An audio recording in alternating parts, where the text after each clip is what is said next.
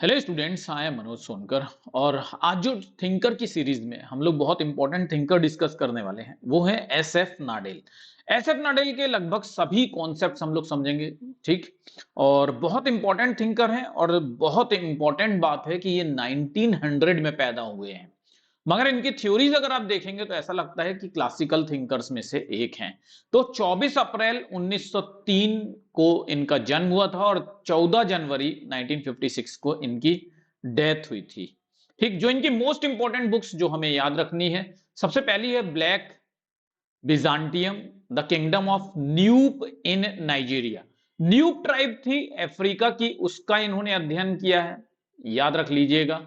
और फिर उसके बाद इनकी किताब आई the foundation of social anthropology.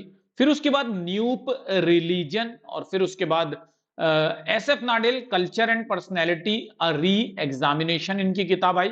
और फिफ्थ जो बहुत इंपॉर्टेंट किताब है, कई सारे एग्जाम्स में पूछता है, the theory of social structure 1957 में पब्लिश हुई थी। यानी कि इनके मर जाने के बाद, डेथ के बाद ये बुक जो है पब्लिश हुई है। सबसे पहले समझते हैं कि थ्योरी ऑफ सोशल चेंज के बारे में ये क्या कहते हैं। ये कहते हैं कि समाज में सामाजिक परिवर्तन जो होता है वो किसके कारण आते हैं, वो एडेप्टेशन के कारण आते हैं, अनुकूलन के कारण आते हैं। सामाजिक परिवर्तन बहुत इंपॉर्टेंट है, याद रखना बहुत अच्छी तरह से। सवाल सीधे सीधे आता है कि अनुकूलन के कारण सामाजिक परिवर्तन आते हैं समाज में, ये किसने कहा है। एडेप्टेशन के कारण जो ग्रुप है वो अपने में परिवर्तन लाता है। Nadel was interested in understanding social change particularly in the context of African society. SF Nadel African society का अध्ययन कर रहे थे और ये समझना चाहते थे कि सोशल चेंज जो है वो अफ्रीकन सोसाइटीज में किस तरह से आता है। तो उन्होंने न्यूबा, एक ट्राइब थी, उनका अध्ययन किया और एक किताब लिखी जिसका नाम था न्यूबा। In his book Nuba, he explored social dynamics of Nuba people in Sudan and their adaptation to changing circumstances। अब देखिए, न्यूबा जो लोग थे वो माउंटेन्स में रहते थे, माउंटेन्स टॉप पे रहा करते थे, यानी हिली रीजन में ये रहा करते थे। ठीक। लेकिन समय के साथ इन्हें क्या हुआ, शहरों में आना पड़ा। तो इन्होंने देखा कि ये किस तरह से अपने अंदर सोशल चेंज लाते हैं, उसका अध्ययन इन्होंने किया। Nadel emphasise the importance of understanding the local culture and social structure to comprehend the ways in which societies transform. ये कहते हैं कि जो लोकल कल्चर होता है हमारा और जो हमारा जो सोशल स्ट्रक्चर होता है, that play a very important role in our transformation.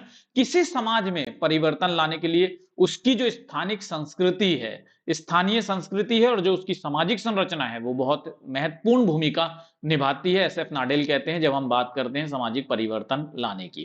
ठीक है। यानी आपकी संस्कृति किस तरह की, आपकी संस्कृति क्या अलाउ करती है, आप परिवर्तन मुखी हैं या परिवर्तन विरोधी हैं। यानी आप टूवर्ड्स चेंज हैं, चेंज प्रो हैं, या आप चेंज रेजिस्ट करते हैं। आपकी संस्कृति आपको क्या सिखाती है, इसका बहुत बड़ा प्रभाव हमें सोशल चेंज में देखने के लिए मिलता है, एसएफ नाडेल कहते हैं।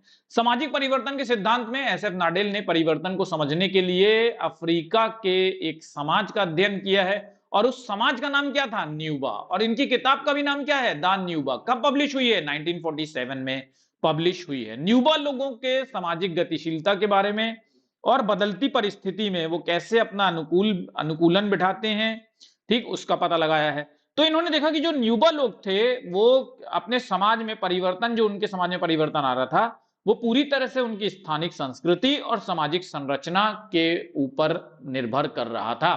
तो इन्होंने एक निष्कर्ष निकाला कि भाई जो समाज, जो सोशल चेंज आते हैं, जो सामाजिक परिवर्तन आते हैं, वो हमारे लोकल कल्चर कैसा है और हमारी सोशल स्ट्रक्चर यानी कि स्थानीय संस्कृति कैसी है और सामाजिक संरचना कैसी है, इस पर निर्भर करता है। द कॉन्सेप्ट ऑफ न्यूबा मॉडल, फिर इन्होंने एक न्यूबा मॉडल दिया, ठीक है, जिसको हम पॉपुलरली न्यूबा मॉडल के नाम से जानते हैं। Nadel introduce the Nuba model in his study of Nuba people. इन्होंने न्यूबा मॉडल, न्यूबा ढांचा, न्यूबा विधि बताई। ठीक। ये मॉडल क्या करता है, ये मॉडल ये अडेप्टिबिलिटी और फ्लेक्सिबिलिटी ऑफ सोशल स्ट्रक्चर के, मतलब चेंजिंग एनवायरनमेंट में ये बताता है कि आप जिस सामाजिक संरचना में रह रहे हैं वो कितना फ्लेक्सिबल है और कितनी अडेप्टेबिलिटी है चेंज को लेकर के। इस मॉडल ने बदलते पर्यावरण के अनुसार ऐतिहासिक कारकों के जवाब में सामाजिक संरचना और अनुकूलनशीलता के लचीलेपन पर जोर दिया है। अगर आपका सोशल स्ट्रक्चर फ्लेक्सिबल है तो आप परिवर्तन बहुत जल्दी अपने में ले आएंगे, और अगर आपका सोशल स्ट्रक्चर रिजिड है, ठीक, तो फिर परिवर्तन नहीं आ पाता है, उस समाज में परिवर्तन देरी से आता है। एसएफ नाडेल कहते हैं। Nadel argued that societies could transform while maintaining a degree of continuity through adaptive process. Very very important. नाडेल क्या कहता है? नाडेल कहता है कि जब हम परिवर्तन लाते हैं तो परिवर्तन कंटिन्यूटी में आता है। हमारी जो पुरानी संस्कृति है उसमें हम अडेप्टिव प्रोसेस लाते हैं, ठीक, अनुकूलन के माध्यम से, इसीलिए वो एक निरंतरता देखते हैं। ठीक है, जब भी परिवर्तन आता है, नाडेल ने तर्क दिया कि अनुकूली प्रक्रियाओं के माध्यम से निरंतरता बनी रहती है। ठीक, जब समाज परिवर्तन होता है तब भी हम अपने ट्रेडिशनल वैल्यूज के साथ थोड़े बहुत हद तक जुड़े रहते हैं, पूरी तरह से अपने ट्रेडिशनल वैल्यूज को नहीं छोड़ते हैं, एसएफ नाडेल कहते हैं। फिर इनका कॉन्सेप्ट आया, इन्होंने जो थ्योरीज दी हैं अपनी, उसमें साइकोलॉजिकल और सोशियोलॉजिकल दोनों फैक्टर को इंटीग्रेट करके इन्होंने अपनी थ्योरीज दी हैं। इन्होंने जब सिद्धांत प्रस्तुत किए तो मनोवैज्ञानिक और समाजशास्त्री दोनों कारकों का एकीकरण करके इन्होंने जो है कॉन्सेप्ट्स दिए हैं, सोशियोलॉजिकल पर्सपेक्टिव डेवलप किए हैं। याद रखिएगा, यह भी सवाल बहुत बार पूछा हुआ है, समाजशास्त्रीय और मानव वैज्ञानिक दृष्टिकोण से किसने साइकोलॉजिकल और सोशियोलॉजिकल पर्सपेक्टिव को कंबाइन करके अपनी थ्योरीज दी हैं, तो वो यही है। ठीक है स्टूडेंट्स, अभी आपके लिए एक बहुत सुनहरा मौका है। अगर आप अभी क्लास को एनरोल करते हैं और इसी तरह से पूरी सोशियोलॉजी को अच्छी तरह से समझना चाहते हैं, अभी एसएफ नाडेल खत्म नहीं हुआ है। एसएफ नाडेल की बहुत सारी इंपॉर्टेंट थ्योरी, सोशल स्ट्रक्चर की थ्योरी भी अभी बची हुई है, काफी सारे कॉन्सेप्ट्स बचे हुए हैं। लेकिन इसके पहले आप ये जान लीजिए कि बहुत अच्छा ये मौका है, इस समय डिस्काउंट चालू हो गया है। 8,232 रुपए में आपको यूजीसी नेट का पूरा कोर्स मिल जाता है। ठीक, यूजीसी नेट का जब आप कोर्स करते हैं तो उसमें आपको पीजीटी में भी हेल्प मिलती है, आपको नेट तो आपका क्वालिफाई होता ही है, असिस्टेंट प्रोफेसर में भी आपको हेल्प मिल जाती है। कोड कौन सा इस्तेमाल करना होगा? MANOJ। याद रखिएगा, जून तक के लिए ये कोर्स वैलिड होगा, तो जून तक के लिए ले सकते हैं आप। फाउंडेशन कोर्स जो है वो चल रहा है, फाउंडेशन कोर्स का हिस्सा आपको बन जाना चाहिए। लगभग सभी सब्जेक्ट के foundation course super coaching text book पर अवेलेबल है। अगर आप पेपर 1 की क्लास नहीं देखते हैं तो देखिए, पेपर 1 में हमारे स्टूडेंट्स के काफी कम नंबर आ रहे हैं, इसलिए क्योंकि वो कहीं ना कहीं कॉम्प्रोमाइज कर देते हैं पेपर 1 से। तो तुलिका मैम और प्रीति मैम जो है वो हमारी सुपर टीचर्स हैं पेपर 1 की, और 10 बजे यूट्यूब पर और 11:30 बजे ऐप पर इनकी क्लासेस चलती हैं। टेलीग्राम का हिस्सा नहीं बने हैं तो बन जाइए, और व्हाट्सएप ग्रुप का हिस्सा नहीं बने हैं तो बन जाइए। ये हमारा टेलीग्राम ग्रुप है, इसको ज्वाइन कर लीजिएगा, और व्हाट्सएप ग्रुप है 7838517884 पर आपको व्हाट्सएप करना होगा अपना नेम और अपनी प्लेस, और मुझे भेज देना होगा इस नंबर पे मैसेज कि I want to join WhatsApp group. ये दोनों चीजें लिखना मत भूलिएगा, साथ में लिख दीजिएगा, अच्छा रहेगा।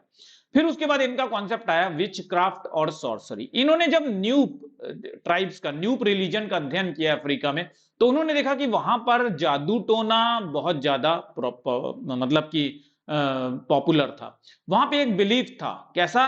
चुड़ैल वगैरह का, कि भूत वगैरह होते हैं।